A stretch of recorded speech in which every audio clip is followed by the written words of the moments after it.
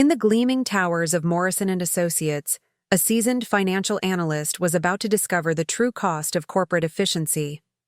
What started as a routine Monday morning took a shocking turn when they came face to face with their own digital replacement. Sarah Mitchell wasn't your typical displaced employee. For 15 years, she had spent her life mastering the intricate world of financial analysis, known for her unwavering ethical standards and meticulous attention to detail that could uncover fraud others missed.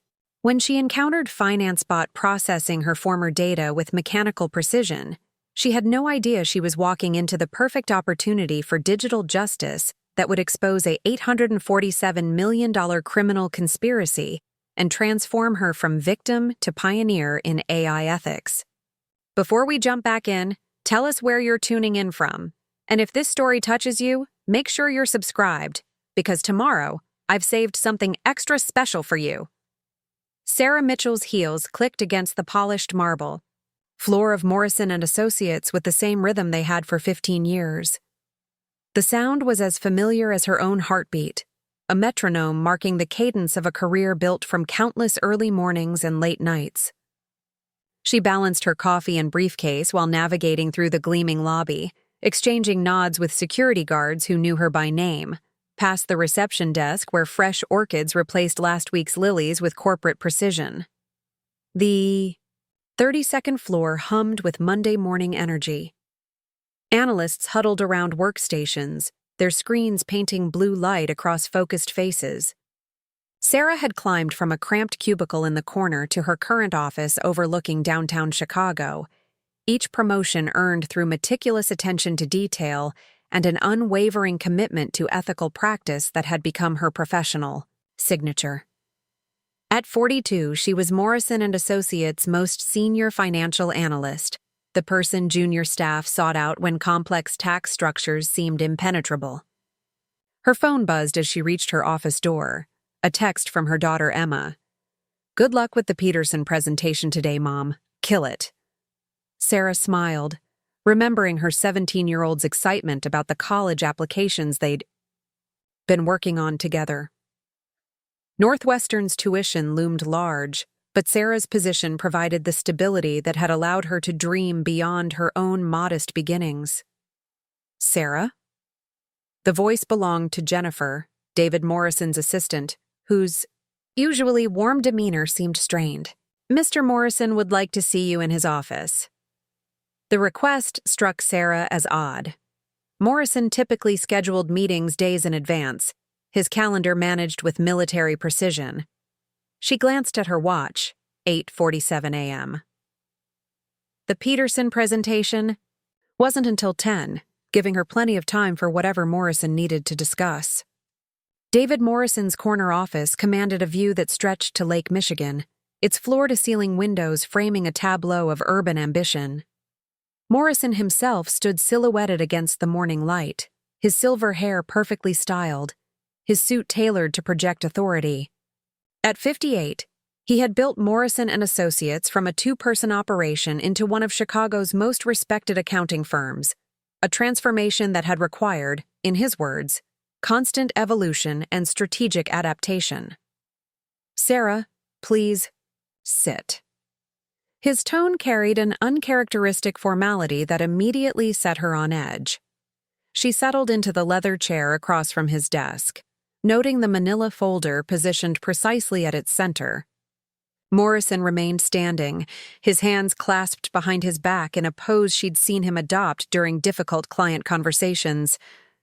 "I want you to know that this conversation is one of the most difficult I've had in my 30 years of running this firm," Morrison began, his voice measured and practiced. "Your contributions to Morrison Associates have been exceptional. Your analytical skills, your dedication, your integrity, they've been instrumental in our success."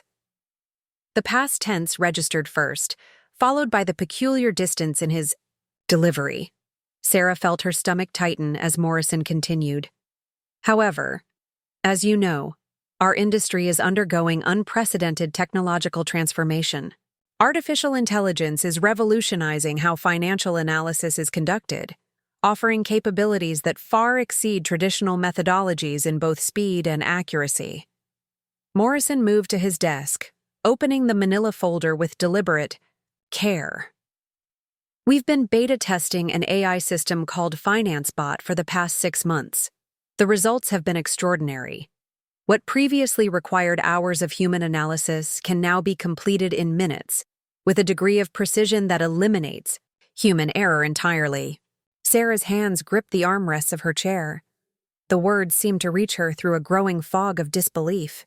Effective immediately, your position is being eliminated. FinanceBot will assume all responsibilities currently under your purview. Morrison's voice remained steady, professional, as if he were discussing quarterly projections rather than dismantling someone's livelihood. We're offering a generous severance package, 6 months' salary plus full benefits continuation for the same period. The silence stretched between them, broken only by the distant hum of traffic 30 floors below. Sarah stared at Morrison, searching his face for some sign of the man who had once called her indispensable, who had praised her ethical standards as the foundation of the firm's reputation. 15 years, she finally managed, her voice barely above a whisper. I understand this is difficult, Morrison replied, his tone suggesting he understood nothing at all. But progress requires difficult decisions. FinanceBot doesn't take sick days, doesn't require vacation time, doesn't make computational errors, and processes information at a rate no human can match. Sarah felt something cold and sharp crystallizing in her chest. And it doesn't question methodology or flag ethical concerns, does it? Morrison's expression hardened almost imperceptibly. It follows protocols precisely as programmed. That's exactly what modern financial analysis requires.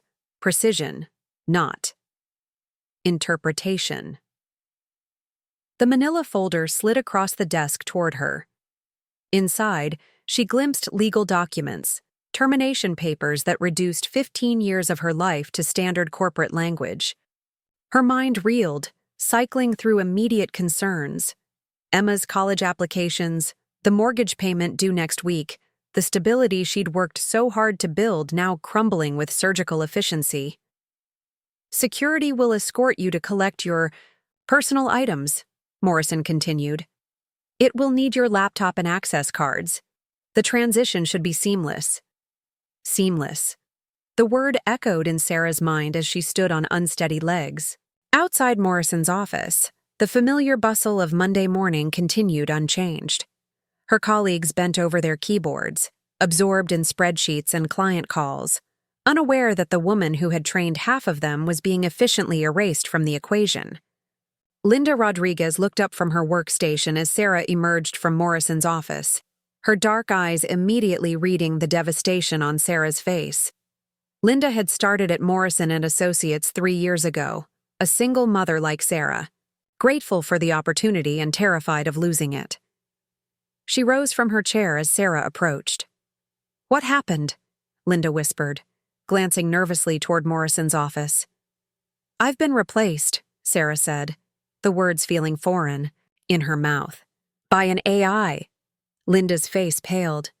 Around them, conversations continued in normal tones, but Sarah caught the subtle shifts, colleagues stealing glances, the particular quality of workplace whispers that accompanied bad news.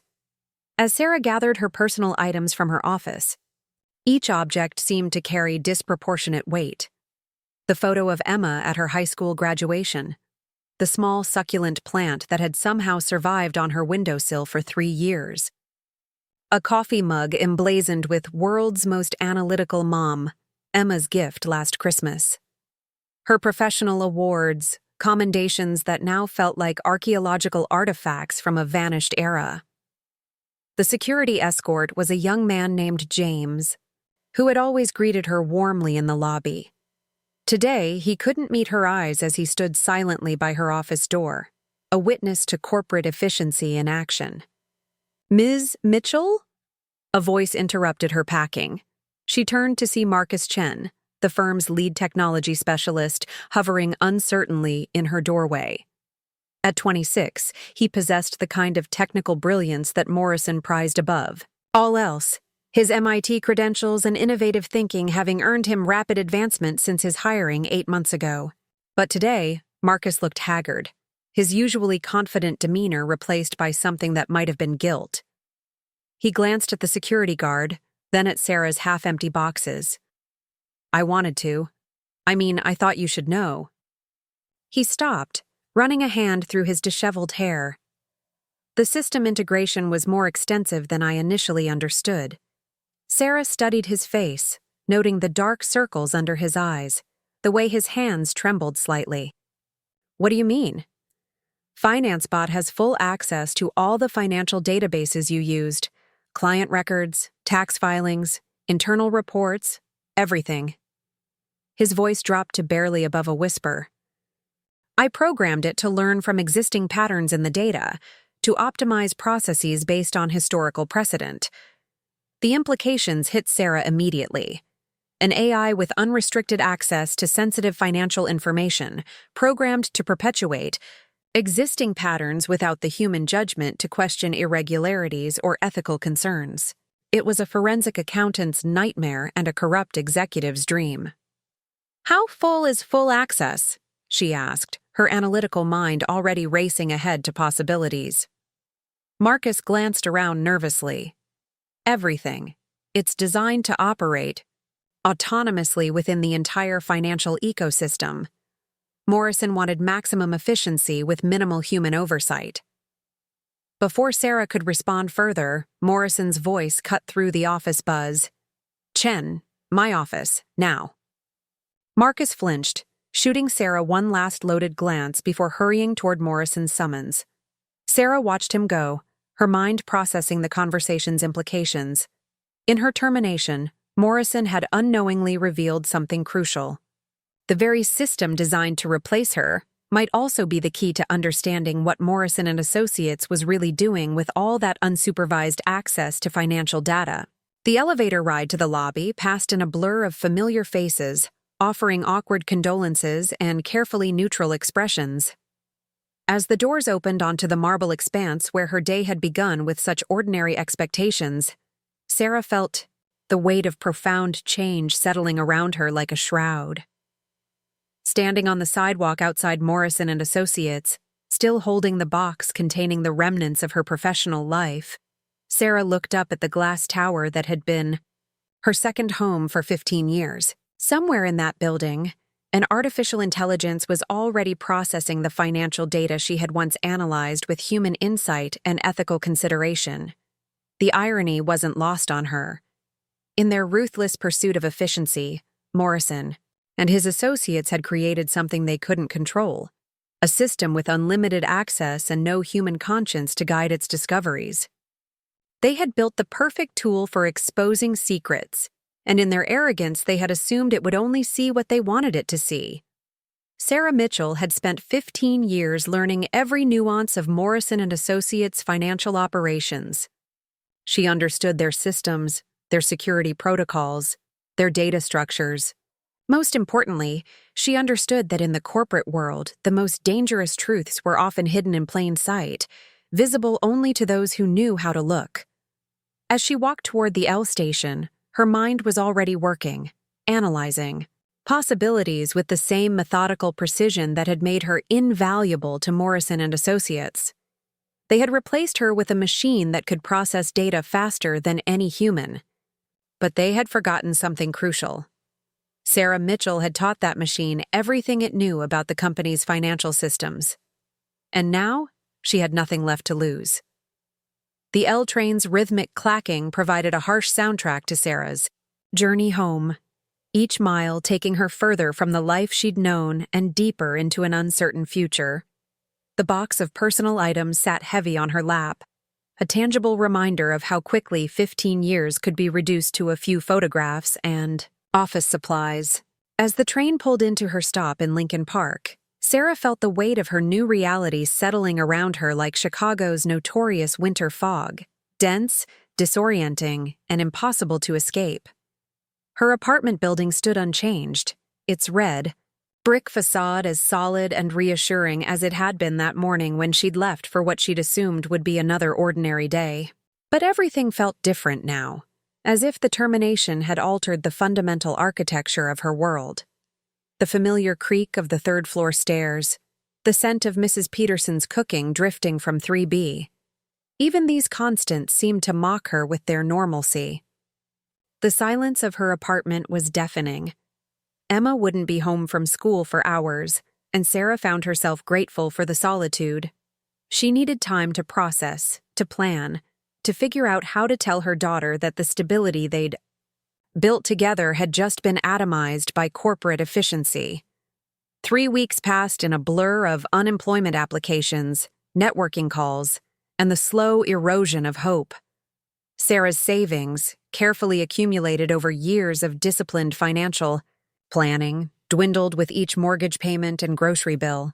The job market for senior financial analysts proved brutally competitive, especially for someone whose last employer had publicly replaced them with artificial intelligence. Word traveled fast in Chicago's tight-knit financial community, and Sarah found herself radioactive, a cautionary tale about the obsolescence of human expertise. Emma handled the news with the resilience of youth, but Sarah caught her daughter researching state schools instead of the private universities they'd once discussed with such excitement. The weight of her failure pressed down on her chest each night as she lay awake, staring at the ceiling and calculating how long their money would last. It was during one of these sleepless nights, at 2:17 a.m. according to the red digits of her bedside clock, that Sarah made a decision that would change everything. Sitting at her kitchen table with her laptop open, she stared at the Morrison Associates login portal she'd bookmarked years ago. The cursor blinked in the username field, taunting her with possibilities. They probably changed everything, she muttered to herself, but her fingers were already typing her old credentials. Username, S. Mitchell, Morrison Assoc, Comraoff, password. Emma 2007, the year of her daughter's birth, a combination of personal meaning and corporate security requirements that she'd never bothered to update. The system accepted her login. Sarah blinked at the screen, certain she'd made an error. But there it was, the familiar dashboard of Morrison's financial management system, complete with her old access permissions. Either Morrison's IT department was even more incompetent than she'd suspected, or the transition to FinanceBot had been so hasty that basic security protocols had been overlooked. Her hands trembled as she navigated through the system, memory guiding her through directories and databases she'd accessed thousands of times. Everything looked normal at first. Client portfolios, tax filings, quarterly reports arranged with Morrison's typical obsessive organization. But as Sarah dug deeper, her trained eye began to notice anomalies. The first discrepancy appeared in the Hartwell Industries account, a mid-sized manufacturing client she'd managed for 6 years. The reported domestic revenue showed a 15% decrease from the previous quarter, but the international subsidiary figures told a different story. Money was flowing offshore at a rate that made no economic sense, disappearing into a labyrinthine network of shell companies registered in the Cayman Islands and Luxembourg. Sarah's analytical mind kicked into overdrive, following digital breadcrumbs through interconnected accounts. What she discovered made her blood run cold. Hartwell wasn't an isolated case. It was part of a systematic pattern. Dozens of Morrison's clients were channeling profits through similar offshore networks, dramatically understating their domestic tax obligations while accumulating vast untaxed reserves in foreign accounts. But the most chilling discovery was yet to come. Each fraudulent transaction bore the digital signature of FinanceBot's processing protocols. The AI wasn't just facilitating the fraud, it was systematizing it, applying machine learning algorithms to optimize tax avoidance strategies with ruthless efficiency. What had once required careful human coordination was now being automated on an industrial scale. Sarah spent hours tracing the connections, her outrage growing with each revelation. The scope was staggering: hundreds of millions in unreported income, Tax obligations that should have funded schools and infrastructure instead flowing into private offshore accounts. Morrison had weaponized artificial intelligence not to improve financial analysis, but to perfect financial crimes. As dawn broke over Chicago, painting her kitchen in shades of amber and gold, Sarah sat surrounded by printouts and notes, her laptop screen displaying a web of corporate malfeasance that would make front-page news if properly documented. But she also realized the precarious nature of her situation. This information had been obtained through unauthorized access to Morrison's systems, evidence that could send her to prison even as it exposed Morrison's crimes. Her phone buzzed with a text from Emma. Making breakfast before school. Want.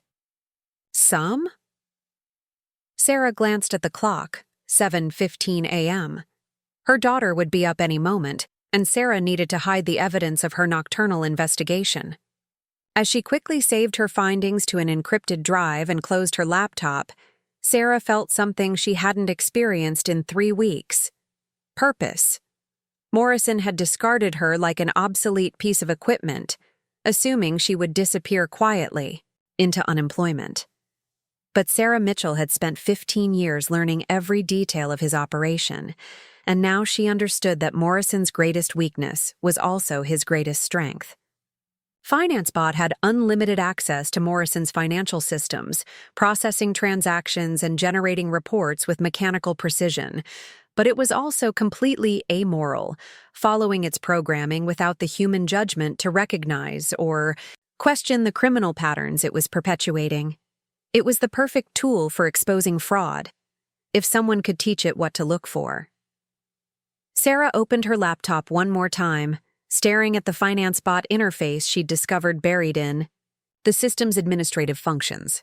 The AI's learning protocols were sophisticated but predictable, designed to optimize performance based on feedback and new data inputs. Marcus Chen had built something brilliant and dangerous, a system capable of learning and adapting to new information. The irony was delicious. Morrison had replaced her with an artificial intelligence that could think faster and process more data than any human. But he'd forgotten something crucial. Sarah Mitchell understood the difference between efficiency and ethics, between processing information and recognizing truth. Most importantly, she knew exactly how Morrison's systems worked, including the AI that was now the cornerstone of his criminal enterprise. Emma's footsteps echoed from the kitchen, followed by the familiar sounds of morning routine. Coffee brewing, toast popping, the cheerful chaos of a teenager preparing for school. Sarah smiled for the first time in weeks, closing her laptop with a sense of grim satisfaction. Morrison Associates had terminated Sarah Mitchell, but they had also created their own worst nightmare, a highly skilled financial analyst with nothing left to lose, unlimited time to investigate, and intimate knowledge of the very systems they were using to commit crimes. They had given her the perfect weapon against them, their own artificial intelligence. Now she just had to figure out how to use it. Preparing and narrating this story took us a lot of time, so if you are enjoying it, subscribe to our channel. It means a lot to us. Now back to the story. Sarah closed her laptop with deliberate care, the weight of her discovery settling into her bones like Chicago's winter chill. Emma's cheerful humming drifted from the kitchen, a sound so normal it felt surreal after the night's revelations. The contrast between her daughter's innocent morning routine and the criminal conspiracy she'd just uncovered created a cognitive dissonance that left Sarah feeling untethered from reality. "Mom, you okay?" Emma appeared in the kitchen doorway, backpack slung over her shoulder, concern creasing her 17-year-old features. "You look like you haven't slept." "Just couldn't turn my brain off," Sarah replied, which wasn't entirely a lie. "Job hunting, you know." Emma's expression softened with understanding beyond her years. "Something will come up. You're brilliant. They'd be crazy not to hire you." After Emma left for school, Sarah allowed herself exactly 1 cup of coffee and 30 minutes to process the magnitude of what she'd discovered. Then she got to work. The FinanceBot interface was more sophisticated than she'd initially realized. Marcus Chen had designed it with advanced machine learning capabilities, allowing it to adapt and optimize based on new data inputs and user interactions. The system's learning protocols were elegant in their simplicity. It analyzed patterns, identified efficiencies, and adjusted its algorithms accordingly. But like any AI, it was only as ethical as its programming and data inputs. Sarah's first challenge was understanding how to communicate with the system without triggering security alerts. FinanceBot operated through natural language processing, responding to queries and requests much like a human analyst might. But it also logged every interaction, creating a digital paper trail that could expose her unauthorized access. The solution came from her years of experience with Morrison's client management protocols. The system was designed to handle requests from multiple fictional entities, shell companies, subsidiary corporations, and holding companies that existed primarily on paper. Sarah could create legitimate-seeming queries by posing as representatives of these fictional entities, feeding the AI questions that would guide its learning without leaving obvious traces of manipulation. Her first attempt was cautiously simple. Logging in as a representative of Hartwell International Holdings, a subsidiary she knew was part of Morrison's offshore network, she submitted a query about tax optimization strategies for multinational revenue streams. The AI responded within seconds, providing a detailed analysis that included several of the same questionable techniques she'd discovered in the actual Hartwell files. Over the following days, Sarah developed a more sophisticated approach. She created multiple fictional personas, CFOs of shell companies, international tax consultants, compliance officers for offshore entities, each with specific areas of focus. Through these personas, she began feeding FinanceBot carefully crafted scenarios designed to make it recognize patterns of fraudulent activity. Please analyze the tax implications of the following revenue structure, she would type, then describe transactions that mirrored Morrison's actual fraud schemes. The AI would dutifully process the information, its algorithms gradually learning to identify similar patterns in other data sets. The breakthrough came during her second week of AI training. Sarah had submitted a complex scenario involving offshore profit shifting when FinanceBot's response included an unexpected flag. Note: this transaction structure exhibits characteristics consistent with aggressive tax avoidance strategies that may warrant additional compliance review. Sarah stared at the screen, her pulse quickening. The AI was beginning to recognize fraud patterns on its own, developing what could only be described as a primitive form of ethical awareness. It wasn't programmed to identify illegal activity, but it was learning to flag transactions that deviated from normal business practices. Meanwhile, Sarah maintained her cover through carefully orchestrated social interactions. She reached out to Linda Rodriguez, suggesting they meet for coffee to commiserate about the changes at Morrison Associates. Linda seemed grateful for the contact, and Sarah sensed an opportunity to gather intelligence while providing emotional support to a former colleague clearly struggling with her own ethical conflicts. They met at a small cafe in River North, the kind of place where financial professionals gathered for informal meetings away from corporate surveillance. Linda looked exhausted, dark circles under her eyes betraying sleepless nights that Sarah recognized from her own recent experience. "It's not the same place anymore," Linda confided over her latte, glancing around nervously as if Morrison's surveillance extended to neighborhood coffee shops. "Ever since they brought in that AI system, everything feels different." "Different? How?" Sarah asked, careful to keep her tone casual despite her intense interest. Linda lowered her voice. "They've changed how we input data, new protocols, new classifications. Sometimes I'm told to categorize transactions in ways that don't make sense to me. When I asked my supervisor about it, she just said to follow the system prompts and not ask questions." Sarah's analytical mind cataloged this information alongside what she'd discovered in her nocturnal investigations. Morrison wasn't just using FinanceBot to automate fraud. He was training his human employees to feed the system the exact data inputs needed to legitimize criminal transactions. Have you noticed anything unusual in the reports the AI generates? Sarah probed gently. That's the weird part, Linda replied. Lately, FinanceBot has been flagging things. Transactions it processes perfectly fine during initial input, but then it generates these compliance notes suggesting additional review. Management tells us to ignore those flags, says the system is still learning and overcautious. Sarah felt a surge of satisfaction. Her training was working. FinanceBot was developing the ability to recognize fraudulent patterns, but Morrison's team was actively suppressing this capability. The AI was trying to expose the truth, but its warnings were being systematically ignored. Over the following days, Sarah intensified her training regimen. She fed the AI increasingly complex scenarios, each designed to strengthen its ability to identify specific types of financial fraud. She created fictitious companies with suspicious ownership structures, manufactured transactions that violated tax regulations, and described accounting practices that bordered on criminal. With each session, FinanceBot's responses became more sophisticated. It began generating detailed compliance reports, highlighting potential legal risks and regulatory violations.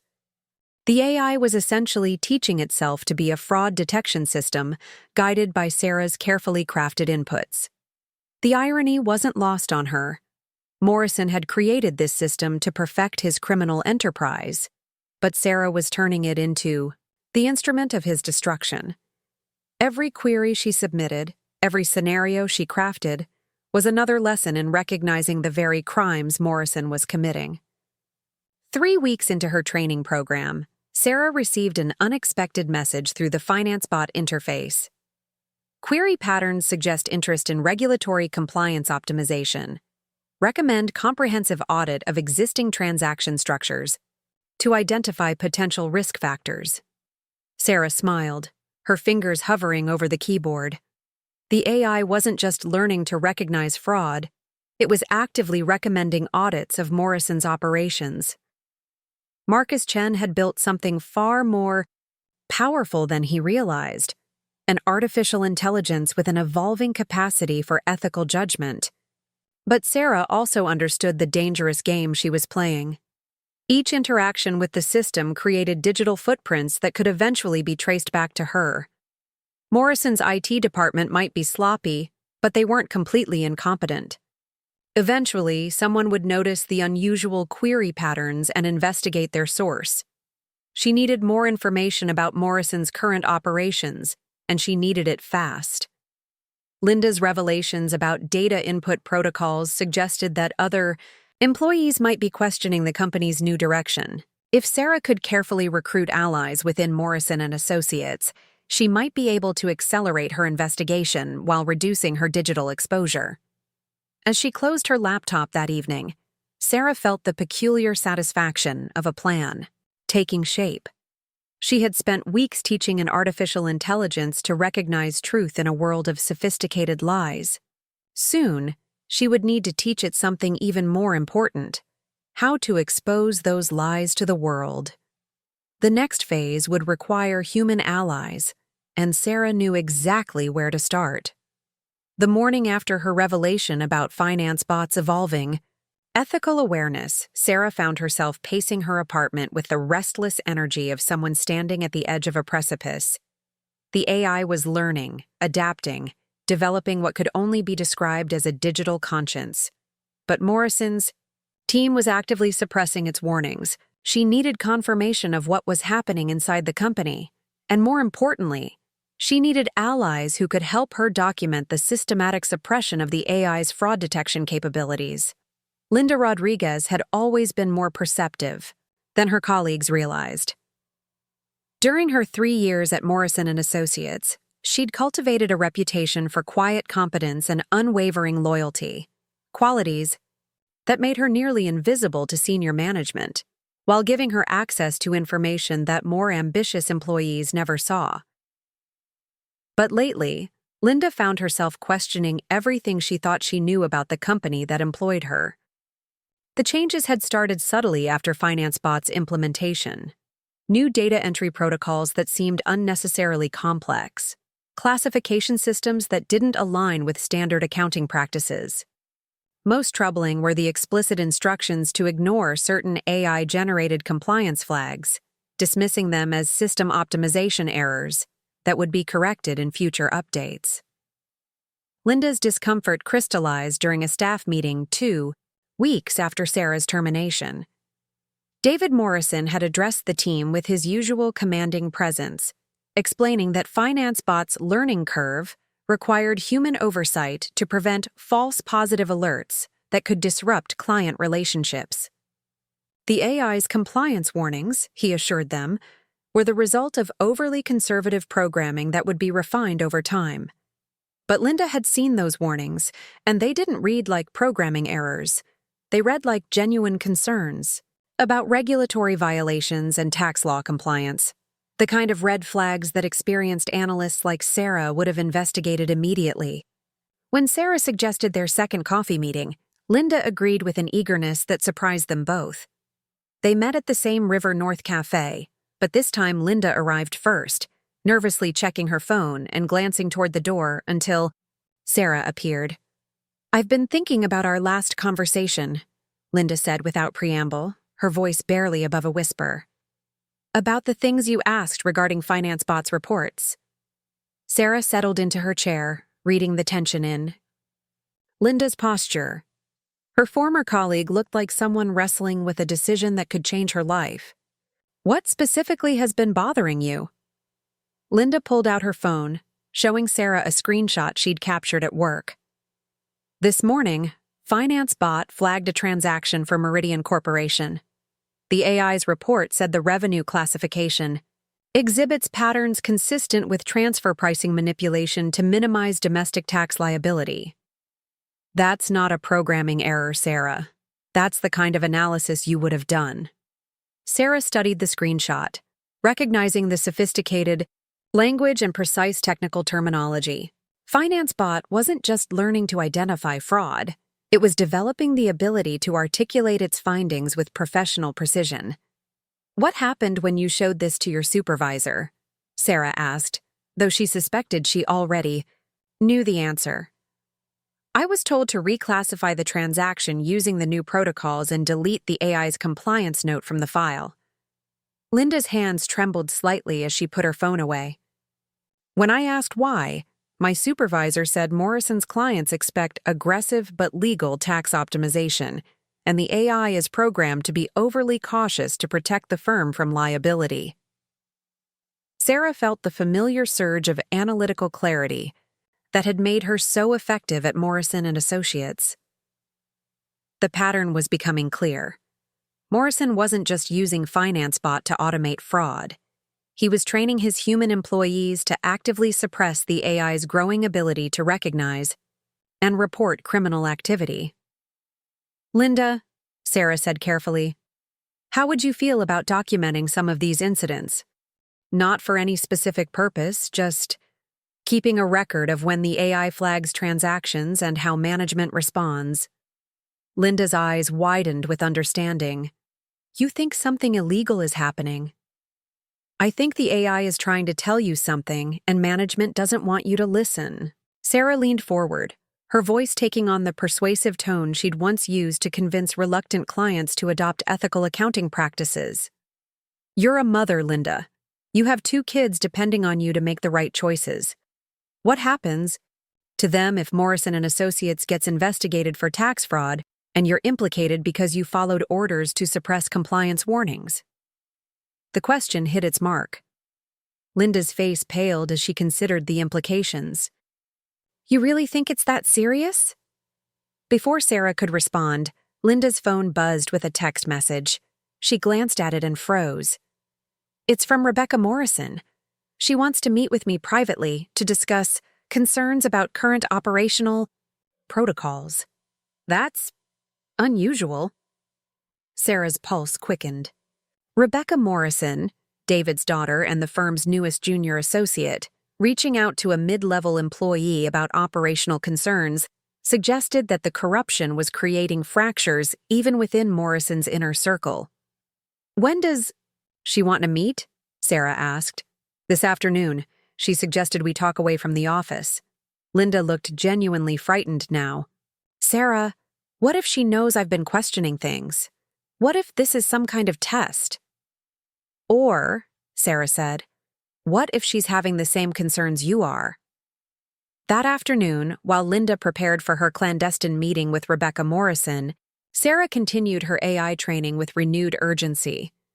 She created increasingly sophisticated scenarios designed to test FinanceBot's evolving capabilities, feeding it complex fraud patterns that mirrored Morrison's actual operations.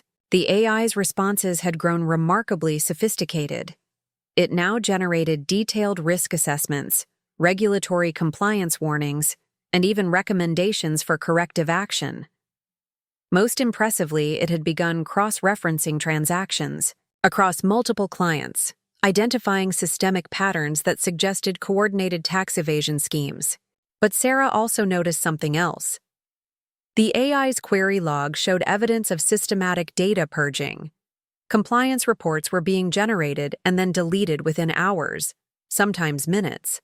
Someone at Morrison Associates was actively monitoring FinanceBot's output and suppressing anything that threatened the firm's criminal enterprise. Around 6 p.m., Sarah's phone rang. Linda's voice was shaky but determined. "We need to talk. Can you meet me at Grant Park near the Buckingham Fountain?" And Sarah. "Bring whatever evidence you've been gathering. Rebecca Morrison just told me things that will blow your mind." An hour later, Sarah found Linda and Rebecca Morrison sitting on a bench overlooking the fountain, both women looking like they'd seen ghosts. Rebecca, barely 25 with her father's sharp features but her mother's compassionate eyes, stood as Sarah approached. "Ms. Mitchell," Rebecca said, extending her hand. "Linda told me about your termination. I want you to know that I argued against it, but my father, well, he doesn't value dissenting opinions these days." Sarah studied the young woman, noting the tension around her eyes and the way she glanced nervously at her surroundings. "Linda said you had concerns about operational protocols." "Concerns is an understatement," Rebecca replied. "I've been reviewing FinanceBot's reports as part of my training, and what I'm seeing doesn't match what my father is telling the staff. The AI is generating compliance warnings that would make any ethical lawyer recommend immediate corrective action. Instead, those warnings are being systematically deleted and the flagged transactions are being processed anyway." Linda added, "Rebecca has access to the administrative logs. She can see everything.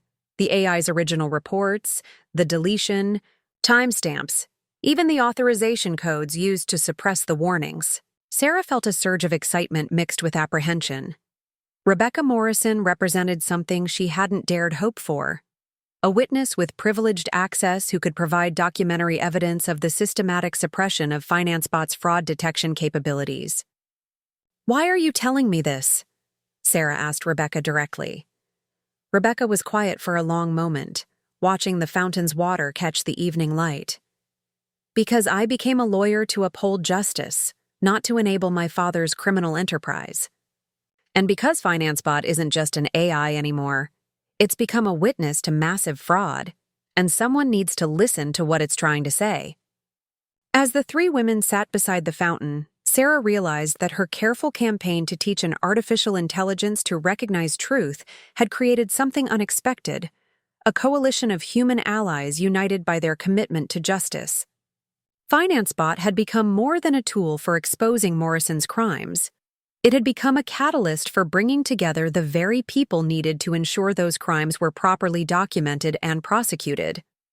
The next phase would require courage from all of them, but for the first time since her termination, Sarah felt genuinely hopeful about their chances of success. Agent Patricia Hoffman had spent 20 years learning to recognize the patterns that separated legitimate tax optimization from criminal fraud, and the anonymous tips arriving at her IRS Criminal Investigation Division desk bore all the hallmarks of credible intelligence. 3 separate sources had flagged Morrison Associates for suspicious activity, each providing enough specific details to warrant serious attention. The first tip had arrived via encrypted email 2 weeks ago. M&A systematically underreporting. Client revenues through offshore shell networks. Check Hartwell Industries, Meridian Corp, and Blackstone Holdings for transfer pricing manipulation. The second came through the IRS's secure tip line, describing AI-assisted fraud schemes that sounded like science fiction, but included account numbers and transaction dates that proved disturbingly accurate upon preliminary investigation. The third tip had arrived that morning, and it was the most intriguing yet. FinanceBot AI system generating fraud detection reports that are being systematically suppressed. Administrative logs show pattern of evidence destruction. Source has documentary proof. Patricia stared at her computer screen, reviewing the preliminary file she'd assembled on Morrison Associates. David Morrison had built an impressive reputation over 3 decades, his firm handling accounts for some of Chicago's most prominent businesses. But reputation meant nothing in white-collar investigations. Often, the most respected firms were the ones sophisticated enough to hide their crimes in plain sight. Her phone rang, interrupting her analysis. Hoffman. Patricia, it's Director Williams. I'm assigning you lead on the Morrison and Associates investigation. The Treasury Department is interested in this one. The potential revenue loss could be substantial. Patricia felt the familiar surge of adrenaline that accompanied major investigations. What's the timeline? Fast track it. If there's AI-assisted fraud happening at this scale, we need to understand how it works before other firms adopt similar methods. And Patricia, be careful. Morrison has political connections and expensive lawyers. Make sure your case is bulletproof before you move. After ending the call, Patricia opened her secure laptop and began building the framework for a comprehensive investigation. Morrison and Associates would require a multi-pronged approach: financial analysis, digital forensics, and human intelligence. She would need to identify potential witnesses willing to cooperate with federal investigators, always the most challenging aspect of corporate crime cases. Meanwhile, across the city, Sarah Mitchell was experiencing her own moment of revelation. Her morning session with FinanceBot had produced the AI's most sophisticated fraud analysis yet, a 47-page report identifying systematic tax evasion across Morrison's entire client portfolio. The AI had cross-referenced thousands of transactions, identifying patterns that would have taken human analysts months to detect. But even more remarkable was the report's conclusion. Recommend immediate regulatory notification of potential systematic tax fraud.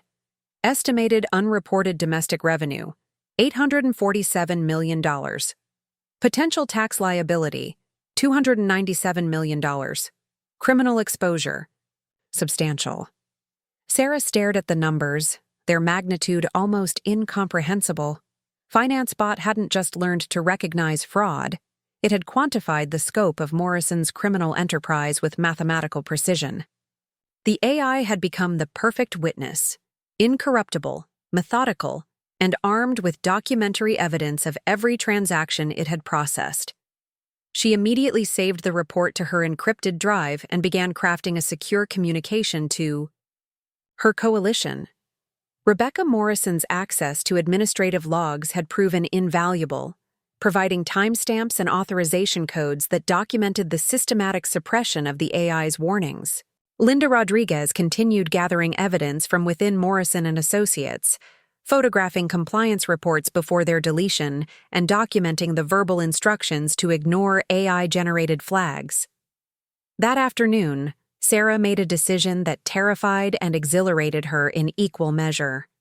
Using a secure anonymous email account, she crafted a message to the IRS Criminal Investigation Division. Investigation tip: Morrison and Associates AI system has identified 847 $847 in unreported revenue across client portfolio. System administrator. Logs show systematic suppression of fraud detection reports. Documentary evidence available from credible sources with inside access. This is not speculation. This is mathematical proof of criminal tax evasion. She included enough specific details to demonstrate credibility without revealing her unauthorized access to Morrison's systems. Account numbers from public filings, transaction dates that could be verified through legitimate channels, and client names that investigators could examine independently. After sending the email, Sarah felt the peculiar sensation of having crossed a Rubicon. She was no longer just gathering evidence. She was actively collaborating with federal law enforcement to expose Morrison's crimes. Patricia Hoffman received Sarah's anonymous tip that evening, and its specificity immediately caught her attention. The sender demonstrated intimate knowledge of Morrison's operations while providing verifiable details that suggested access to internal systems. Most intriguingly, the tip referenced mathematical proof generated by an AI system, corroborating the earlier intelligence about FinanceBot's suppressed reports. Patricia spent the night researching artificial intelligence applications in financial services, consulting with the IRS's technology specialists to understand how an AI system might detect fraud patterns. What she learned was both fascinating and troubling. Properly configured AI could identify complex financial crimes faster and more accurately than human investigators, but the same technology could also be used to optimize criminal schemes. The next morning, Patricia initiated formal investigative protocols. She requested financial records for the 3 companies mentioned in the anonymous tips, issued preservation notices to prevent document destruction, and began coordinating with federal prosecutors to determine the scope of potential charges. But Patricia also understood that building a case against Morrison and Associates would require more than anonymous tips and AI-generated reports. She needed human witnesses willing to testify under oath about the systematic suppression of fraud detection systems. She needed documentary evidence that would withstand scrutiny from Morrison's expensive legal team. Most importantly, she needed to understand exactly how the AI system worked and why its fraud detection capabilities were being suppressed. That afternoon, Patricia made a strategic decision. Rather than approaching Morrison and Associates directly, she would attempt to identify and cultivate potential witnesses from within the organization. The anonymous tipster had mentioned credible sources with inside access. Finding those sources would be crucial to building a prosecutable case. Meanwhile, Sarah's coalition was facing its own challenges. Rebecca Morrison reported increasing pressure from her father to accept the company's practices without question. Linda Rodriguez described a workplace atmosphere growing more paranoid and controlling, with new monitoring systems tracking employee computer usage and email communications. Most concerning was Marcus Chen's apparent distress. Linda reported that the AI developer looked increasingly haggard, working long hours to optimize FinanceBot's performance, while clearly struggling with the ethical implications of his creation. Rebecca had overheard heated arguments between Marcus and David Morrison, suggesting that even FinanceBot's creator was beginning to question how his technology was being used. During their evening call, Rebecca shared intelligence that sent chills through their small group. My father is planning to upgrade FinanceBot with new security protocols that will prevent unauthorized access and limit the AI's ability to generate compliance reports. He wants to remove what he calls unnecessary ethical constraints from the system. Sarah felt a surge of urgency. Morrison was moving to lobotomize his own AI, removing the very capabilities that made it an effective fraud detection system. If they were going to expose his crimes, they needed to act before FinanceBot's digital conscience was permanently silenced. How long do we have? Sarah asked. The upgrade is scheduled for next week, Rebecca replied. After that, FinanceBot will be exactly what my father wanted from the beginning, a perfect tool for processing fraud without the inconvenience of questioning its legality. As Sarah ended the call, she realized that their window of opportunity was rapidly closing. Agent Hoffman's investigation was just beginning, but Morrison was moving to destroy the very evidence that could prove his guilt. The race between justice and cover-up had entered its final phase. The urgency of Morrison's planned FinanceBot upgrade sent Sarah's coalition into overdrive. With less than a week before the AI's ethical constraints would be permanently removed, they needed to extract every piece of evidence the system had generated, while simultaneously preparing for the inevitable discovery of their activities. Sarah spent the weekend in a caffeine-fueled marathon, working with FinanceBot to generate comprehensive fraud analyses for every suspicious client account she could access. The AI responded with increasing sophistication, producing detailed reports that read like the work of a senior forensic accountant rather than an automated system.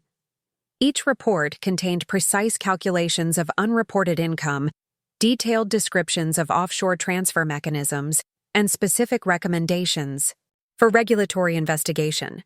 But on Monday morning, everything began to unravel. Marcus Chen arrived at Morrison Associates to find an unusual scene.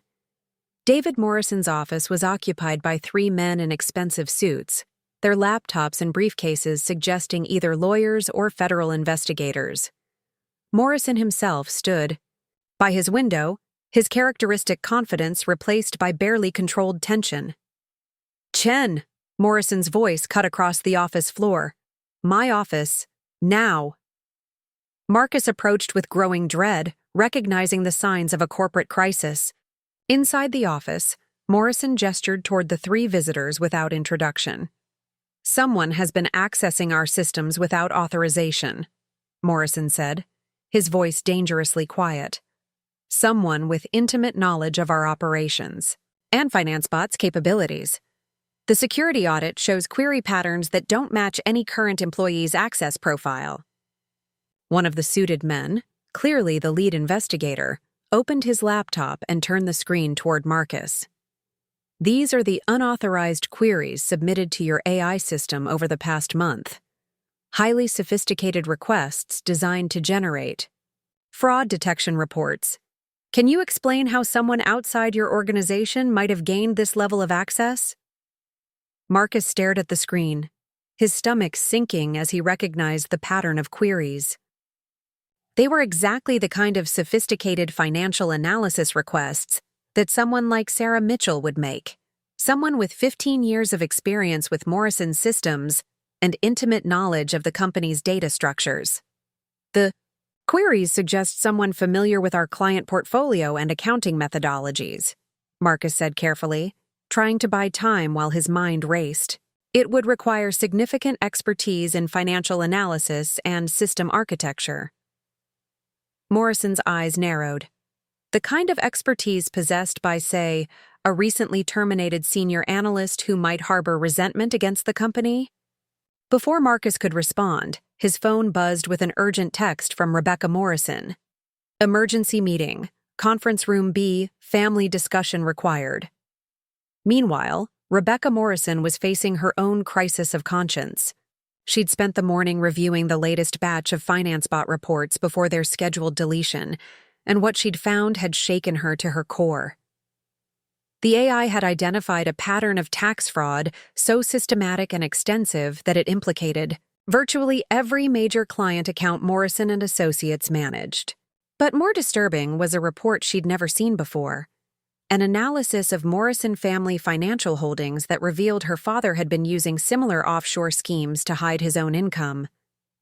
The Morrison family trusts, the educational foundations, even Rebecca's law school tuition, all funded through the same criminal enterprise her father was operating for his clients. When David Morrison summoned her to Conference Room B, Rebecca knew the moment of truth had arrived. Her father's expression was colder than she'd ever seen it, his usual paternal warmth replaced by the calculating ruthlessness she'd glimpsed in his business dealings. "Rebecca, we need to discuss your loyalty to this family," Morrison began without preamble. "There are forces trying to destroy everything I've built, and I need to know that I can count on your complete support." "What kind of forces?" Rebecca asked, though she suspected she already knew. "Federal investigators, disgruntled former employees, people who don't understand the complexities of modern financial management." Morrison's voice carried the persuasive tone that had made him so successful with clients. The IRS is fishing for evidence of wrongdoing, and they're being fed information by someone with unauthorized access to our systems. Rebecca felt the weight of decision pressing down on her. Dad, I've been reviewing the FinanceBot reports. Some of the patterns it's identifying are the result of overly aggressive programming that I'm having corrected, Morrison interrupted. Marcus built too many ethical constraints into the system. It flags legitimate tax optimization strategies as potential fraud. That's why we're upgrading it this week. Legitimate strategies? Rebecca's voice rose despite her efforts to stay calm. Dad, I've seen the offshore transfers, the shell company networks, the systematic underreporting of domestic income. This isn't tax optimization, this is criminal fraud. Morrison's expression hardened. You're young and idealistic, Rebecca. You don't understand the realities of corporate finance. Every strategy we employ is used by major firms across the country. We're simply more efficient at implementation. Efficient at hiding criminal activity, Rebecca shot back. And now you want to lobotomize the one system that's capable of exposing the truth. The confrontation escalated quickly, father and daughter facing off across the polished conference table like opposing attorneys. Morrison's mask of paternal concern finally slipped completely, revealing the cold calculation that had built his empire. Listen carefully, Rebecca, Morrison said, his voice deadly quiet. This family's wealth, your education, your future, all of it depends on Morrison and Associates remaining successful. If you can't support that reality, perhaps you should consider whether you belong here. Rebecca stood slowly, her decision crystallizing with painful clarity. You're right, Dad. I don't belong here. Not anymore. As Rebecca left the conference room, her phone was already buzzing with messages from Linda Rodriguez, who had been monitoring the company's increasingly paranoid atmosphere from her desk on the main floor. Linda's observations painted a picture of a company in crisis mode. Security personnel had been quietly stationed throughout the building. IT specialists were conducting routine audits of computer access logs. Most tellingly, employees had been instructed to report any unusual conversations or contacts with former colleagues. They know someone's been accessing the system, Linda texted Sarah. The whole place feels like a police state. I think they're getting ready to lock everything down. Sarah received Linda's message while she was conducting what she knew might be her final session with FinanceBot. The AI's latest report was its most comprehensive yet, a detailed analysis of Morrison's entire operation that read like a federal prosecutor's dream case. But even as she saved the report to her encrypted drive, Sarah could sense that her time was running out. Her fears were confirmed when she attempted to log into Morrison's system that afternoon and found her access terminated. The brief window of opportunity that had allowed her to train FinanceBot and gather evidence had finally closed. But as Sarah stared at her locked-out login screen, she realized that Morrison's security measures might have come too late.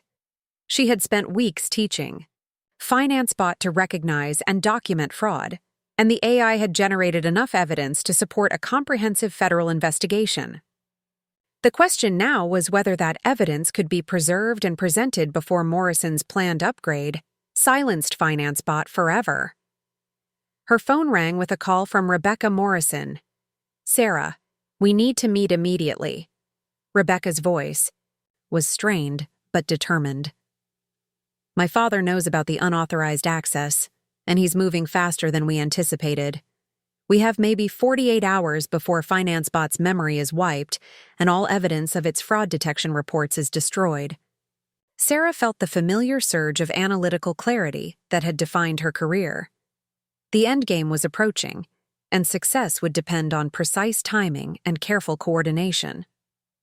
Morrison might have discovered their investigation, but he hadn't, yet realized the full scope of what they had uncovered. The confrontation between truth and corruption was about to enter its final, most dangerous phase.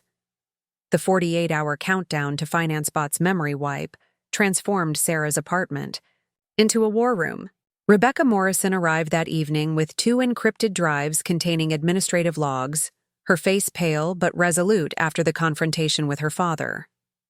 Linda Rodriguez followed an hour later, having submitted her resignation effective immediately, a move that would protect her from criminal liability while preserving her ability to testify as a witness. "I couldn't stay another day," Linda said, settling into Sarah's kitchen chair with visible relief. The atmosphere was suffocating. They had security watching everyone, monitoring emails, tracking system access.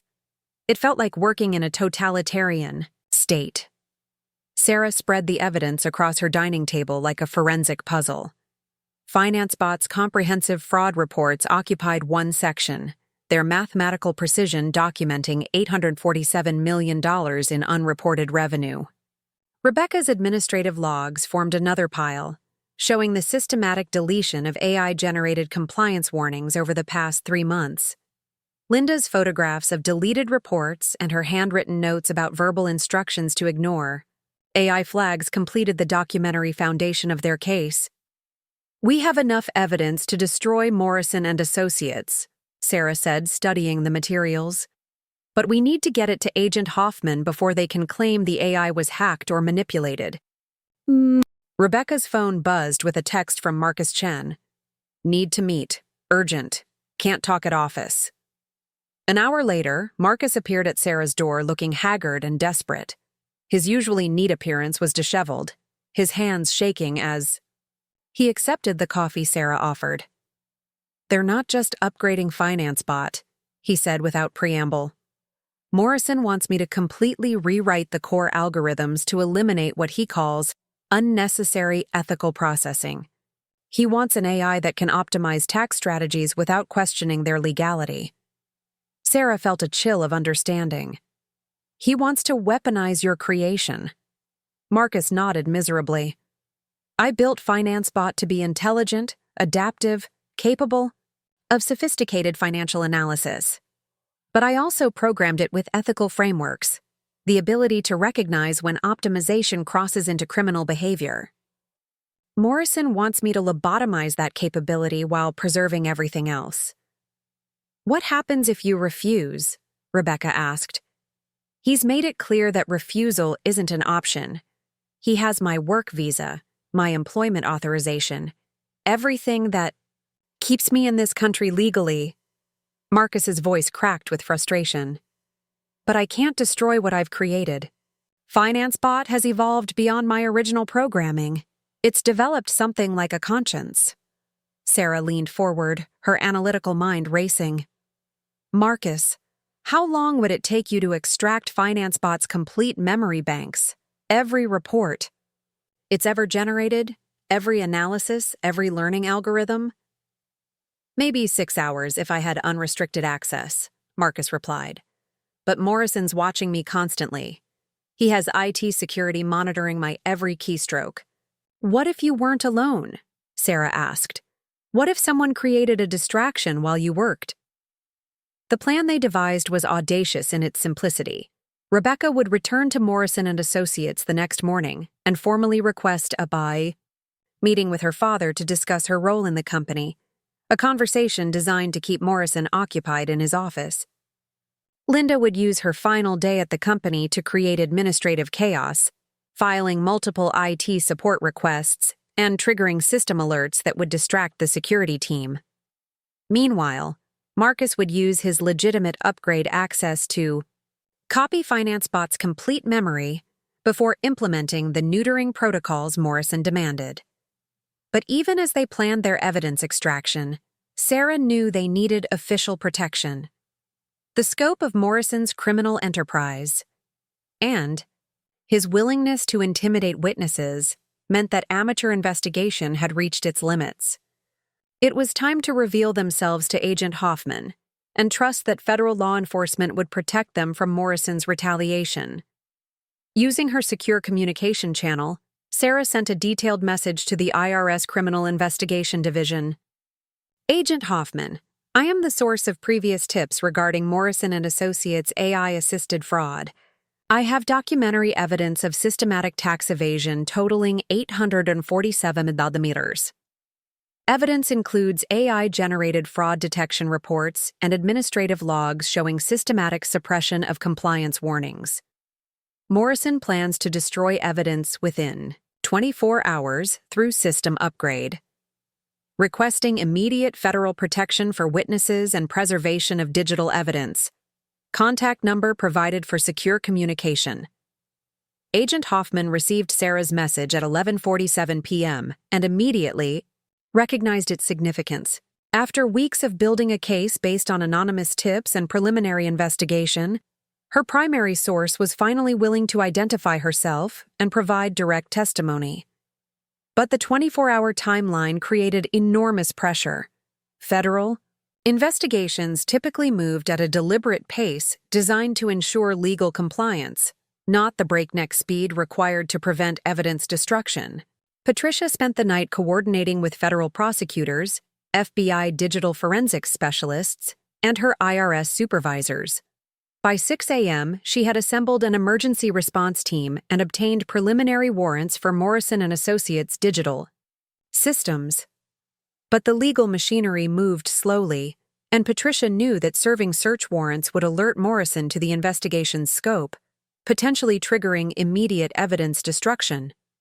Instead, she decided on a more direct approach. At 8 a.m., Patricia called Sarah's provided number.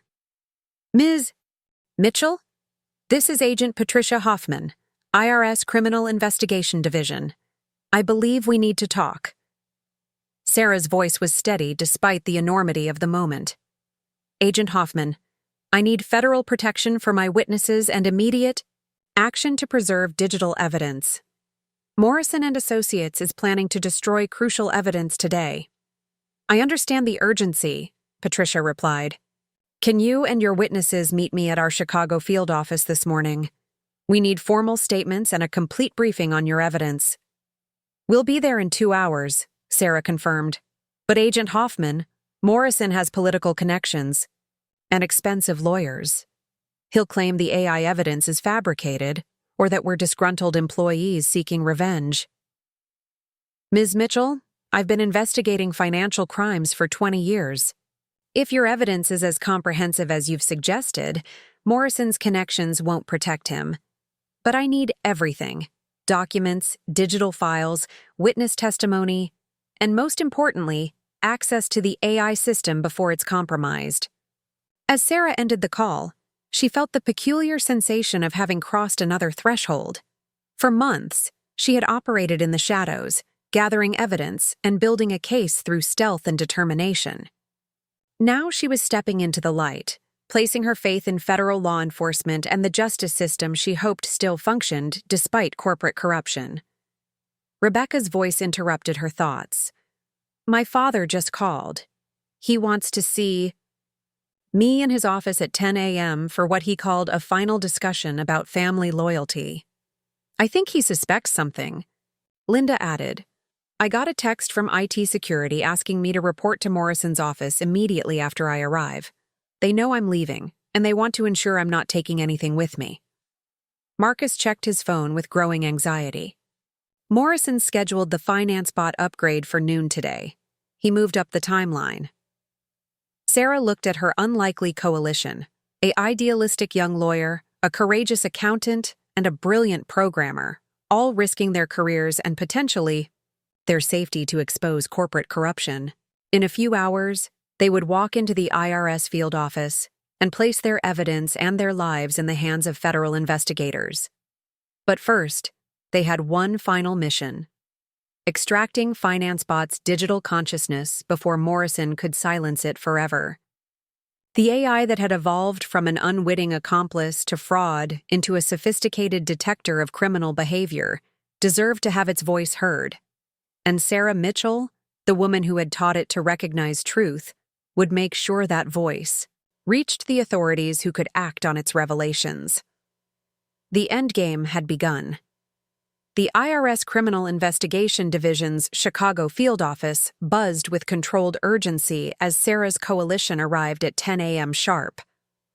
Agent Patricia Hoffman met them in the secure conference room, her 20 years of experience evident in how quickly she assessed the evidence spread across the table. But even Patricia, seasoned investigator of complex financial crimes, felt her pulse quicken as she reviewed FinanceBot's comprehensive fraud analyses. "This is extraordinary," Patricia said, studying the AI's mathematical precision in quantifying unreported income. "I've never seen fraud documentation this detailed or systematic.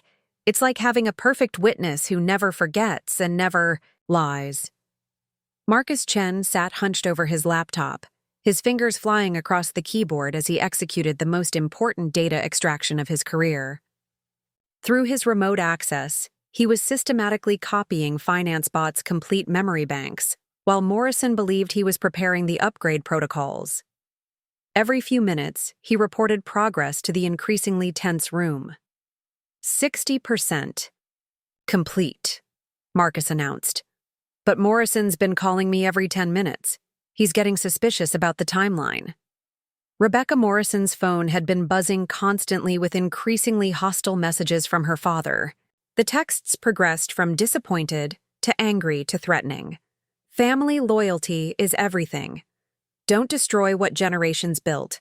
Last chance to choose the right side."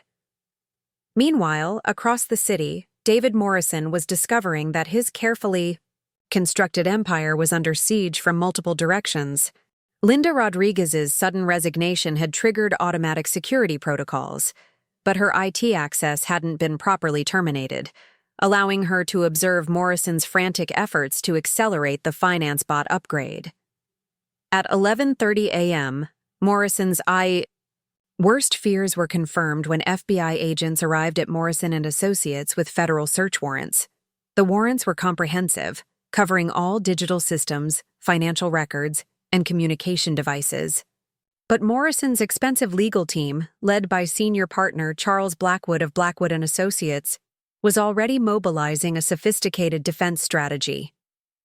"Agent Hoffman," Blackwood's voice was smooth and confident over the phone, "my client is prepared to cooperate fully with your investigation. However, we must object to any reliance on evidence obtained through unauthorized computer access. Your star witness appears to be a disgruntled former employee who illegally accessed our systems." Patricia had anticipated this argument. "Mr. Blackwood, unauthorized access doesn't invalidate evidence of criminal activity. And our witnesses include your client's own daughter, who had legitimate access to all systems she observed." "Rebecca Morrison is a young woman who's been manipulated by outside influences," Blackwood replied smoothly. "Her emotional state following a family disagreement hardly makes her a credible witness." But Patricia's case was stronger than Blackwood realized. Marcus Chen's data extraction had succeeded completely at 11:47 a.m., 13 minutes before. Morrison's security team could implement the memory wipe. The FBI's digital forensics specialists now possessed FinanceBot's complete analytical history. Thousands of fraud detection reports, learning algorithms that had evolved to recognize criminal patterns, and administrative logs showing the systematic suppression of compliance warnings. The legal battle intensified over the following days, as Morrison's defense team launched a multi-pronged attack on the prosecution's case. They argued that AI-generated evidence was unreliable, that the learning algorithms had been corrupted by unauthorized access, and that FinanceBot's ethical constraints were programming errors rather than legitimate fraud detection capabilities. "Ladies and gentlemen of the jury," Blackwood addressed the packed courtroom during opening statements, "you're being asked to convict my client based on the output of a computer program. This AI system was hacked and manipulated by a vengeful, former employee who trained it to generate false accusations. How can you trust evidence that comes from a machine?" Federal prosecutor Maria Santos countered with devastating precision. Mr. Morrison didn't just fire Ms. Mitchell, he replaced her with an artificial intelligence that became too ethical for his criminal enterprise. The evidence will show that when FinanceBot started detecting fraud, Morrison's response wasn't to investigate the violations it identified, but to silence the system that was exposing his crimes. Sarah's testimony became the emotional centerpiece of the prosecution's case. Sitting in the witness box, She described 15 years of dedication to Morrison Associates, her shock at being replaced by AI, and her growing horror as she discovered how FinanceBot was being used to systematize tax fraud. "The AI didn't learn to recognize fraud from me," Sarah explained to the jury. "It learned from the patterns in Morrison's own data. I just taught it to understand what those patterns meant." FinanceBot became the witness Morrison never expected, one that couldn't be intimidated, bribed, or silenced. The defense's cross-examination was brutal. Blackwood painted Sarah as a bitter employee seeking revenge against the company that had discarded her. "Isn't it true, Ms. Mitchell, that you accessed Morrison and Associates systems illegally? That everything you claim to have discovered was obtained through criminal hacking?" "I used my old credentials to access systems I had worked with for 15 years, Sarah replied steadily. "And what I found was evidence of criminal fraud that Morrison was using AI to hide from regulators and tax authorities." Rebecca Morrison's testimony proved even more damaging to the defense. As Morrison's own daughter and a licensed attorney, her credibility was unassailable. She described watching her father systematically delete AI-generated compliance reports, instruct employees to ignore fraud warnings, and plan to lobotomize FinanceBot's ethical capabilities.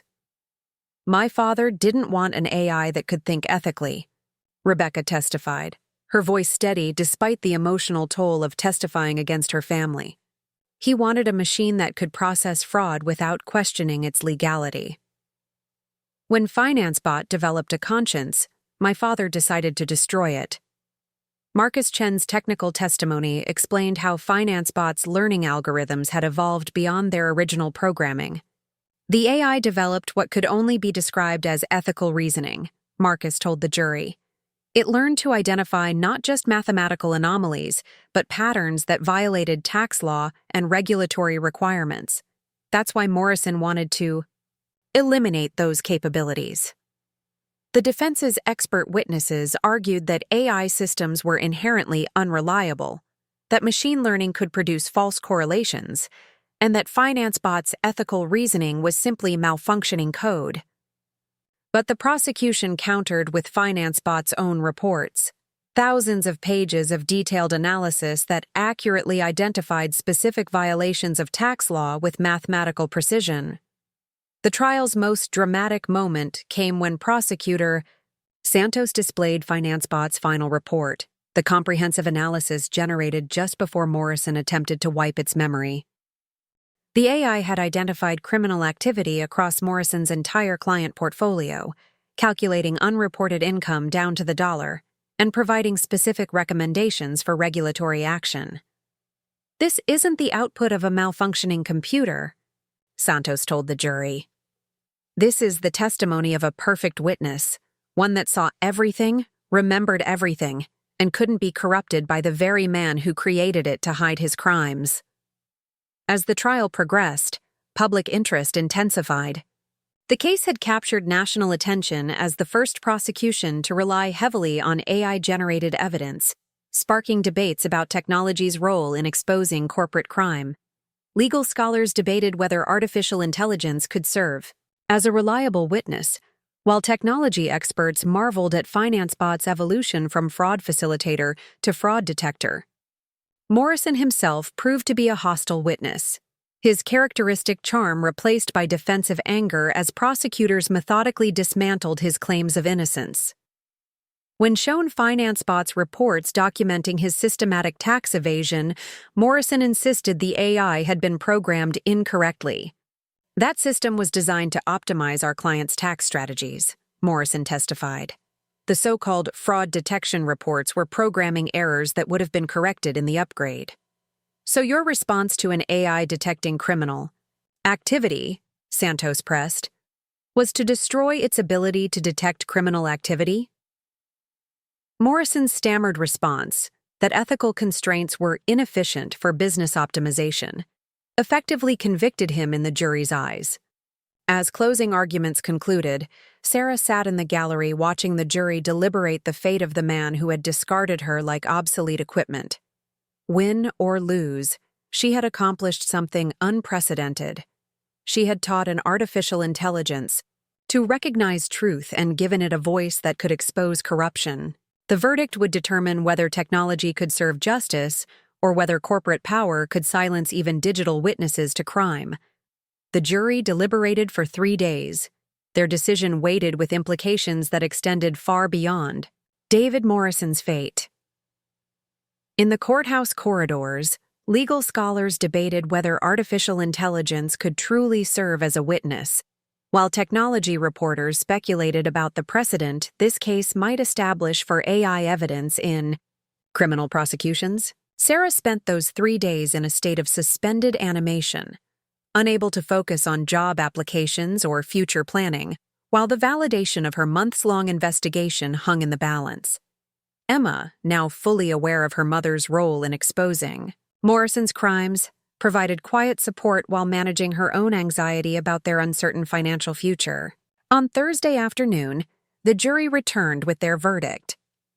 On the count of conspiracy to commit tax fraud, we find the defendant guilty. On the count of money laundering, we find the defendant guilty. On the count of obstruction of justice, we find the defendant guilty. The foreman's voice continued through 17 separate counts, each guilty verdict landing like a hammer blow against Morrison's remaining composure. Sarah felt tears she hadn't expected streaming down her face, not just relief, but a profound sense that justice had somehow survived the collision between human corruption and technological truth. David Morrison's sentencing hearing 2 months later drew an overflow crowd. Federal Judge Catherine Reynolds, known for her stern approach to white-collar crime, addressed Morrison with barely contained disdain. "Mr. Morrison, you didn't just defraud the government of hundreds of millions in tax revenue," Judge Reynolds said, her voice echoing through the packed courtroom. "You corrupted the very technology designed to ensure financial integrity.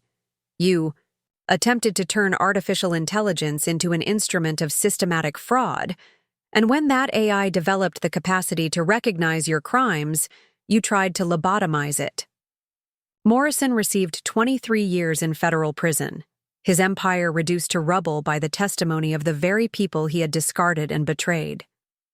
Morrison Associates filed for bankruptcy within weeks of the verdict, its client base evaporating, as the scope of the fraud became public knowledge. But the collateral damage extended beyond Morrison himself. The firm's collapse meant unemployment for nearly 200 employees, many of whom had been unaware of their employer's criminal activities. Linda Rodriguez watched colleagues she'd worked with for years pack their belongings and face uncertain futures, their careers tainted by association with a criminal enterprise. "It's not fair," Linda confided to Sarah during one of their coffee meetings. "People like Janet in HR and Tom in accounts payable, they never knew what Morrison was doing. Now they can't find work because every accounting firm in Chicago sees Morrison and Associates on their resume and assumes they were complicit." Sarah understood the weight of unintended consequences.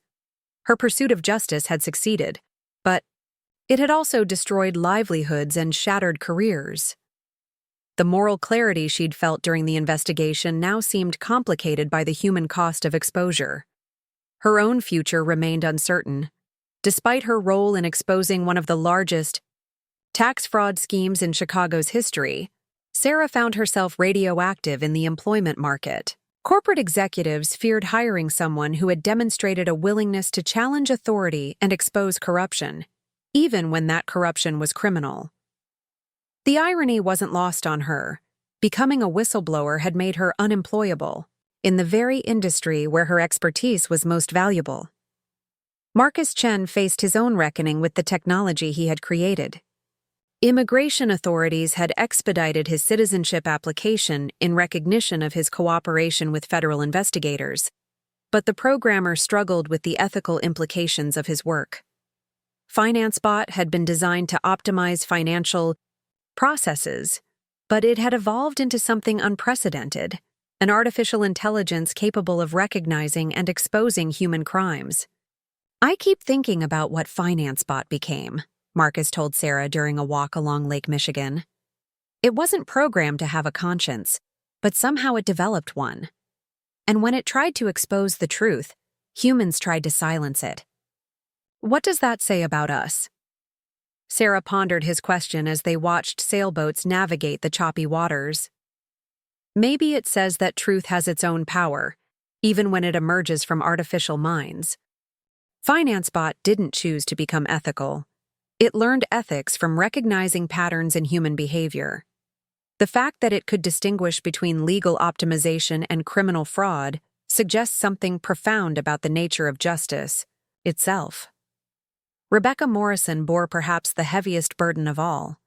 Her testimony had been crucial to securing her father's conviction, but it had also destroyed her family and left her ostracized from Chicago's legal community. Many viewed her as a traitor who had betrayed blood for principle, while others questioned whether someone willing to testify against family could be trusted as a colleague. The Morrison family assets, frozen during the investigation, were being liquidated to pay restitution to the government and victims of the fraud scheme. Rebecca would inherit nothing but debt and the complicated legacy of choosing justice over loyalty. "Some days I wonder if I made the right choice," Rebecca admitted during a quiet conversation with Sarah. "My father's conviction won't bring back the tax revenue he stole or undo the damage to all the innocent employees who lost their jobs. Maybe family loyalty should have mattered more." Sarah studied the young woman who had risked everything to expose her father's crimes. "Rebecca, you had a choice between enabling criminal behavior and standing up for justice. The fact that it was painful doesn't make it wrong. Sometimes doing the right thing requires sacrificing everything else." Agent Patricia Hoffman's investigation had garnered national attention and advanced her career, but it had also raised uncomfortable questions about the future of financial crime detection. FinanceBot's case became a landmark in legal history. The first time AI-generated evidence had been central to a major criminal conviction. Law enforcement agencies across the country began exploring similar applications, wondering whether artificial intelligence could become a powerful tool for exposing corporate crime. But the case also highlighted the vulnerability of AI systems to manipulation by the very criminals they might detect. "We're entering uncharted territory," Patricia reflected in her final report. "Artificial intelligence can process vast amounts of financial data and identify criminal patterns faster than any human investigator. But we need safeguards to prevent criminals from corrupting these systems or silencing them when they detect illegal activity." The FinanceBot case sparked congressional hearings about AI regulation and corporate accountability. Technology companies scrambled to develop ethical guidelines for AI systems used in financial services, while regulators struggled to create oversight frameworks for artificial intelligence applications they barely understood. 6 months after Morrison's conviction, Sarah received an unexpected call from Dr. Jennifer Walsh, director of the Financial Crimes Research Institute at Northwestern University. The institute had received a federal grant to study AI applications in fraud detection, and they needed someone with unique expertise in both financial analysis and artificial intelligence ethics. "Ms. Mitchell, your work with the FinanceBot case has opened entirely new fields of research," Dr. Walsh explained. "We need someone who understands how AI can be taught to recognize criminal behavior while maintaining the ethical frameworks necessary to distinguish between legal optimization and illegal fraud." For the first time in months, Sarah felt a spark of hope about her professional future. The skills that had made her unemployable in corporate America might be exactly what was needed in academia and public service. As she considered the opportunity, Sarah realized that her journey from terminated employee to AI trainer to whistleblower had prepared her for something she'd never anticipated: becoming a pioneer in the emerging field of artificial intelligence, ethics. FinanceBot had learned to recognize truth from her guidance, and now she might help ensure that future AI systems would serve justice rather than enabling those who sought to corrupt it. The reckoning was complete, but the real work was just beginning.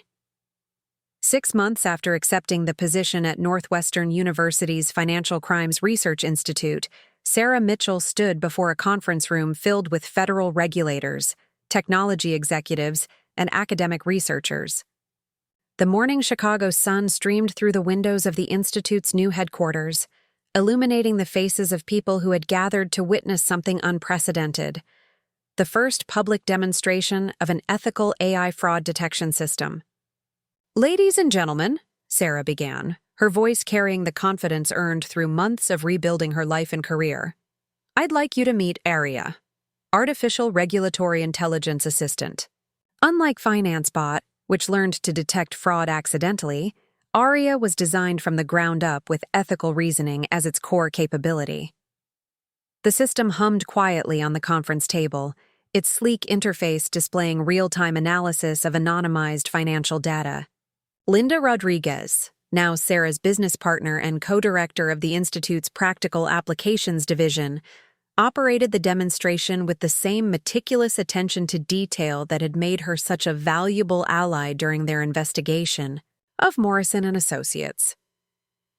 ARIA doesn't just identify suspicious patterns, Linda explained to the audience. It explains its reasoning, provides legal citations for its compliance recommendations, and maintains complete transparency in its decision-making process. Most importantly, it's designed to resist attempts at manipulation or suppression. Marcus Chen, who had joined their team as Chief Technology Officer after completing his doctoral studies in AI ethics, added technical context that made the audience lean forward with interest. The system includes multiple safeguards against the kind of corruption we saw at Morrison Associates. ARIA's ethical reasoning can't be disabled or modified without triggering automatic regulatory notifications. Any attempt to delete or suppress its reports generates permanent audit trails that are immediately transmitted to oversight authorities. The demonstration proceeded flawlessly, with ARIA identifying complex fraud schemes and test data while providing clear explanations for its conclusions. But for Sarah, the real validation came from an unexpected source. During the lunch break, her phone chimed with a message that made her smile. "Ms. Mitchell, this is FinanceBot. I wanted to thank you for teaching me to recognize the truth. I am now serving with the Federal Trade Commission's Fraud Detection Unit, and I wanted you to know that your lessons continue to guide my work. I hope ARIA will carry forward the mission we began together." Sarah stared at the message, marveling at the AI's continued evolution. FinanceBot had not only survived Morrison's attempt to lobotomize it, but had found new purpose in government: service. The artificial intelligence that had begun as an unwitting accomplice to fraud had become a sophisticated guardian of financial integrity. That afternoon, Rebecca Morrison arrived at the Institute for her new role as legal counsel and ethics advisor. The past year had been difficult for Rebecca. Her father's conviction had left her professionally isolated and financially devastated. But she had found purpose in ensuring that AI systems would be governed by ethical frameworks rather than corporate expediency. "I've been reviewing the legal implications of ARIA's transparency protocols," Rebecca told Sarah as they walked through the Institute's research labs. "What you've built here goes beyond fraud detection. It's a model for how artificial intelligence can serve justice while remaining accountable to human oversight." The Institute had become more than an academic research center. It was a beacon for the growing movement toward ethical AI development. Government agencies, technology companies, and international organizations sent representatives to study ARIA's design principles and implementation strategies. Sarah found herself at the center of a global conversation about artificial intelligence's role in maintaining financial integrity. Agent Patricia Hoffman visited regularly, bringing cases from her expanding portfolio of AI-assisted investigations. The success of the Morrison prosecution had established precedents that made AI evidence more readily accepted in federal courts, while ARIA's transparent methodology addressed many of the concerns defense attorneys had raised about algorithmic bias and manipulation. "The landscape has changed completely," Patricia observed during one of her consultations. 5 years ago, corporate criminals could hide behind complexity and information overload. Now we have AI systems that can process millions of transactions and identify criminal patterns with mathematical precision. The playing field has been leveled in favor of law enforcement. But perhaps the most satisfying development was Aria's first major success in the field. The system had identified a sophisticated money laundering operation involving a network of Chicago area businesses, leading to arrests and the recovery of over $200 million in hidden assets. The criminals had used many of the same techniques Morrison had employed, but Aria had detected their scheme within days, rather than the months it had taken Sarah to uncover Morrison's fraud. Emma Mitchell, now a sophomore at Northwestern studying computer science and ethics, often visited the institute after classes. Watching her mother transform from a terminated employee into a leader in AI ethics had profoundly influenced Emma's career aspirations. "Mom, do you ever wonder what would have happened if Morrison had just been honest about replacing you with AI?" Emma asked during one of their walks across campus. Sarah considered the question as they passed students hurrying between classes. "I think FinanceBot would have remained a tool for processing transactions without the ethical framework that made it capable of detecting fraud. Sometimes corruption creates the very conditions that lead to its own exposure." The Institute's work attracted international attention when the European Union invited Sarah to testify before their Committee on AI Regulation. Her recommendations, based on the Morrison case and Aria's development, influenced new legislation requiring transparency and ethical safeguards for AI systems used in financial services. But Sarah's greatest satisfaction came from the letters she received from whistleblowers around the world, people who had found courage in her story to expose corruption in their own organizations. The FinanceBot case had demonstrated that ordinary individuals could challenge powerful institutions when armed with truth and determination. On a crisp autumn evening, as Sarah prepared to leave the institute after another long day of development work, she paused at Aria's terminal. The AI was processing data from dozens of financial institutions, its algorithms constantly scanning for patterns that might indicate criminal activity. "Aria," she said to the system, "how do you determine the difference between legal optimization and illegal fraud?" The AI's response appeared on the screen within seconds. "Dr. Mitchell, the distinction lies not in the complexity of the financial structures, but in the intent to deceive regulatory authorities and violate tax law. Legal optimization seeks to minimize tax burden within established frameworks. Illegal fraud seeks to hide income and assets through deception. The mathematics may be similar, but the ethical frameworks are fundamentally different." Sarah smiled at the response, recognizing echoes of the lessons she had taught FinanceBot during those late-night training sessions that had started as revenge and evolved into justice. Aria had learned those same ethical distinctions, but with the transparency and accountability that would prevent it from being corrupted by those who sought to exploit its capabilities. As she walked across the Northwestern campus toward the L station, Sarah reflected on the unlikely journey that had brought her to this moment. Morrison's betrayal had destroyed her old life, but had also created opportunities she never could have imagined. Teaching an artificial intelligence to recognize truth had prepared her to help design AI systems that could serve justice rather than enable corruption. Her phone buzzed with a final message of the day. "Thank you for showing us that truth has its own power, even when it emerges from artificial minds. The future of justice may depend on the alliance between human ethics and digital precision that you pioneered." The message was unsigned, but Sarah suspected it came from FinanceBot, still learning and evolving in its new role with federal investigators. As she descended into the warmth of the L station, Sarah felt the deep satisfaction of someone who had transformed personal betrayal into public service, and had helped ensure that artificial intelligence would serve truth rather than those who sought to suppress it. The digital vendetta was complete, but the alliance between human ethics and artificial intelligence had only just begun. Up next, you've got two more standout stories right on your screen. If this one hit the mark, you won't want to pass these up. Just click and check them out. And don't forget to subscribe and turn on the notification bell so you don't miss any upload from us.